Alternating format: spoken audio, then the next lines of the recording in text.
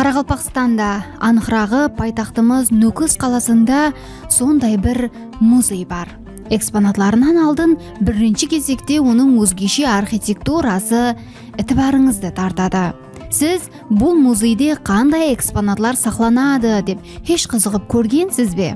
Ямаса, ондағы экспонатлар менен таныссыз ба? Егер де сіз бұл музейге кіріп көрмеген болсаңыз, видеомызды диққатпенен тамаша етің. Бүгінгі видеомызда Қарақалпақ әдебиетінің классик шайыры Бердақ Арғабай ұлының құрметіне бағышлап құрылған Бердақ атындағы Қарақалпақ әдебиеті тарихы мемлекеттік музейі хақында сөз етеміз. Яғни музейдің құрылу тарихы және оның ішінде қандай экспонатлар сақланады. Барлығы менен танысып шығамыз. Бұл Қарақалпақ тілінде сіздің дүния қарасыңыздың кеңеюіне жәрдем беретұғын Айдың каналы. Менің атым болса Айгүл. Егер де сіз өзіңізге қолай болған орынға жайғасып алсаңыз, біз басладық.